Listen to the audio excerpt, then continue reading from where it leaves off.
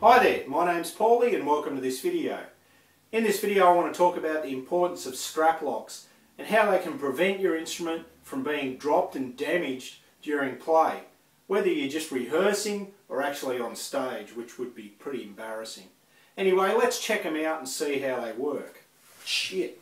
So I'm guessing you've all seen the traditional way by which you connect a strap to a guitar.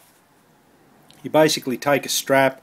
It has an eyelet at either end, and there'll be one of these strap buttons on the horn or somewhere near the neck, and there'll be another one at the butt of the body. And you press one end of the strap with an eyelet over the strap button, and it's connected just like that. Now 99% of the time this is fine, and there's no dramas whatsoever, no issues at all. But over time, if you have a strap that's a little aged and you like to jump around a bit, maybe it's just really old and this eyelet gets flogged out, so it opens up and becomes really easy to put on. You'll be jumping around on stage, or doing something during a rehearsal. Maybe you just bend over to change a setting on your amp or something, and this button finds its way out of the eyelet on the strap and your guitar hits the ground. Now many years ago that actually happened to me. It was on my first guitar, and I'd had it for a few years, and the strap was just a cheap strap and it got worn out pretty quick and it let go. Luckily the guitar actually hit carpet and wasn't damaged too badly. So at that stage I turned around and I went out and I bought another strap. I think strap locks were probably around at that stage, but they weren't very well known. So I will just grab another guitar and show you the first kind of strap lock that I ever seen, and we'll talk about how it works. So the first time I ever seen strap locks was sometime in the mid-90s, and it was probably shortly after I'd had that incident with the other guitar.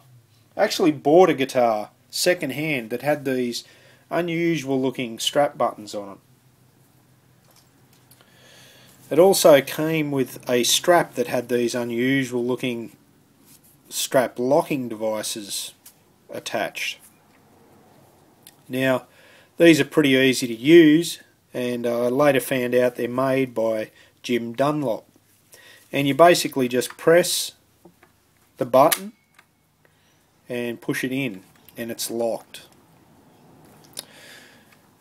You push the button and you pull it out and it comes straight out. Now the only problem I've found with these particular strap locks is they use a ball bearing or two. They actually use two ball bearings, one on either side. I don't know whether you can see that. Yeah, I think you can. That actually protrude and lock into a groove inside the strap button.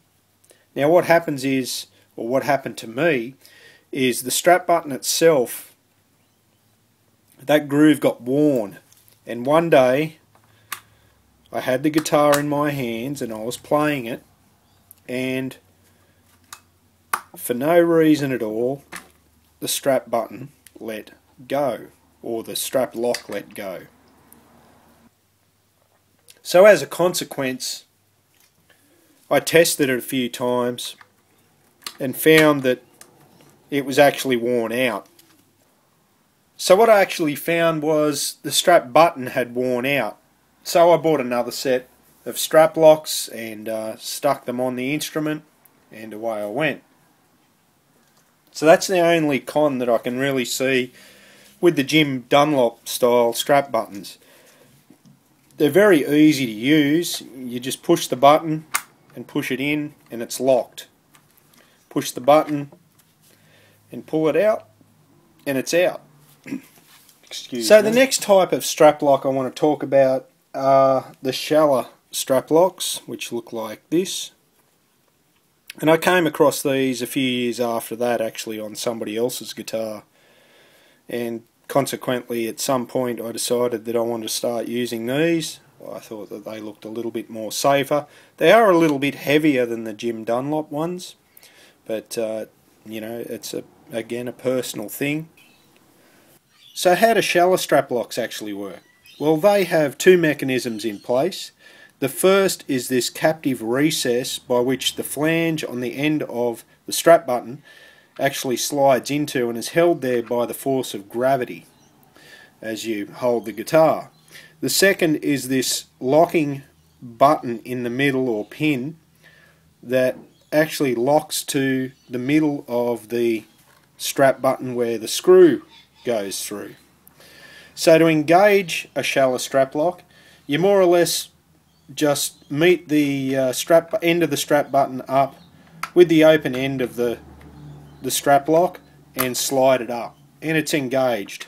Give it a little shake and you know that the locking button or locking pin is latched. To disengage the Schaller strap lock, you pull up on this button and slide it down. Now the cool thing about the Schaller strap locks is it'll still work with your ordinary old strap, like so. So how do we connect our Schaller strap lock to our strap? Well, the Schaller strap locks have a washer and a 13mm nut that screws on over the lock itself, and it just goes through your strap much like the Jim Dunlop one does. As for strap buttons, they all fix to guitars in the same kind of way. They all have a 3/4 inch Phillips head screw that goes down through the middle of the button and into the body of the guitar. So which strap locks would I actually recommend? Well, I'd recommend the Schaller ones. I think that they're probably sturdier, although they probably make a little bit more noise than what the Jim Dunlop ones do during play and movement and things like that. But I think that the Schaller ones are probably more bulletproof and are more or less likely to fail than the Jim Dunlop ones. I just feel that you know, that there's a full-on physical connection there that makes sure that the strap just will not come off the strap button, whereas the Jim Dunlop ones with that sliding shaft and the ball bearings, you know, since I've had it fail once, you know, I don't know, unless you're going to check up on them frequently and make sure, you know, and check for wear and things like that, I'd recommend the Schaller ones. And they're about $20 to $30. I think the Jim Dunlop ones are probably about the same price. So I hope you can now see the importance of strap locks and how they work and how they protect your guitar. If you like this video, give it a thumbs up, and don't hesitate to subscribe. I do videos along the lines of electric guitar fairly regularly. Anyway, have a good day. I'll catch you later.